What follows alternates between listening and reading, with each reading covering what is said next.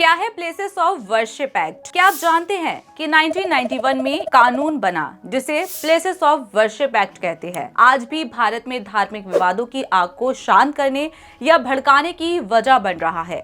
अयोध्या के राम मंदिर विवाद के बाद मथुरा, काशी और अब अजमेर, भोजनशाला, संभल जैसे नए नाम सामने आ रहे हैं। लेकिन सवाल ये है, क्या इन विवादों को अदालत में उठाना जायज है? क्या धार्मिक स्थलों के स्वरूप को फिर से परिभाषित किया जाएगा? नमस्कार, मैं हूं भारती और आज हम बात करेंगे प्लेसेस ऑफ वर्शिप एक्ट पर। ये कानून क्या है, क्यों बना और आखिर सुप्रीम कोर्ट इसमें क्या भूमिका निभा रहा है। ये कहानी केवल कानून की नहीं है बल्कि भारत के सांस्कृतिक और धार्मिक ताने बाने की भी है। वीडियो को अंत तक देखें क्योंकि ये समझना बेहद जरूरी है कि इस कानून के पीछे क्या तर्क है और ये कैसे हमारे भविष्य को प्रभावित कर सकता है। सबसे पहले नजर डालते हैं उन विवादों पर जिनकी वजह से ये कानून बार बार चर्चाओं में आ रहा है। अयोध्या, शुरुआत से समाधान तक। राम जन्मभूमि और बाबरी मस्जिद विवाद शायद भारत का सबसे चर्चित मामला रहा।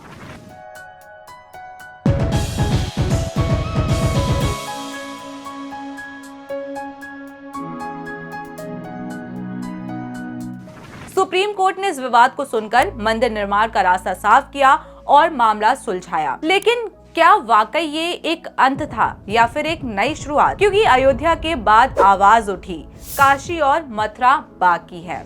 आज काशी में ज्ञानवापी मस्जिद और श्रृंगार गौरी मंदिर का विवाद गरमाया हुआ है। मथुरा में शाही ईदगाह मस्जिद और श्री कृष्ण जन्मभूमि का विवाद भी दशकों से खिंच रहा है। लेकिन क्या ये यहीं तक सीमित है? अब बात करते हैं नए विवादों की लिस्ट की। दिन ब दिन नए स्थान विवादों में घिरते जा रहे हैं। मध्य प्रदेश के थार जिले का भोजनशाला परिसर, क्या ये कमाल मौलाना मस्जिद है या सरस्वती मंदिर? राजस्थान के अजमेर में ख्वाजा मोइनुद्दीन चिश्ती की दरगाह, क्या ये महादेव मंदिर थी? संभल, बदायूं, लिस्ट लगातार बढ़ रही है। इस सबके बीच सवाल ये उठता है कि क्या इन विवादों का हल है? और यहाँ पर आता है places of worship act. Places of worship act क्या है, इस पर चर्चा करते हैं। 1991 में पीवी नरसिम्हा राव सरकार ने ये कानून लागू किया था। इसके मुताबिक 15 अगस्त 1947 को जो धार्मिक स्थल जिस रूप में था वह उसी रूप में रहेगा।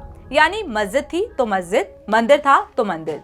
इसका उद्देश्य क्या था? सांप्रदायिक सौहार्द बनाए रखना। मगर राम जन्मभूमि विवाद को इस कानून से बाहर रखा गया क्योंकि तब वह मामला अदालत में लंबित था। अब आते हैं आज की तस्वीर पर।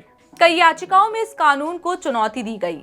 वकील अश्वनी कुमार उपाध्याय ने इसे असंवैधानिक बताया। उनका कहना है कि ये कानून विदेशी आक्रांताओं के कारण तोड़े गए मंदिरों को वापस पाने के अधिकारों को बाधित करता है। दो पक्ष, कानून के लिए और इसके खिलाफ। एक तरफ अश्वनी कुमार और उनके जैसे याचिकाकर्ता हैं जो इसे हिंदू, जैन, बौद्ध और सिख धर्मों के मौलिक अधिकारों का उल्लंघन मानते हैं, और दूसरी तरफ जमीयत उलमा ए हिंद, सीपीएम और राजद नेता मनोज झा जैसे लोग हैं जो इस कानून को धर्मनिरपेक्षता और सांप्रदायिक सौहार्द बनाए रखने के लिए जरूरी मानते हैं। तो अब सवाल ये है, क्या ये कानून हमारे संविधान के अनुरूप है या फिर इसे बदलने की जरूरत है? सुप्रीम कोर्ट का क्या कहना है, अब इस पर चर्चा करते हैं। सुप्रीम कोर्ट ने 2021 में केंद्र सरकार से इस पर जवाब मांगा था, लेकिन सरकार अब तक चुप है। हाल ही में सुप्रीम कोर्ट ने कहा है कि जब तक प्लेसेस ऑफ वर्शिप एक्ट पर फैसला नहीं होता तब तक नए विवादों को अदालत में नहीं सुना जाएगा।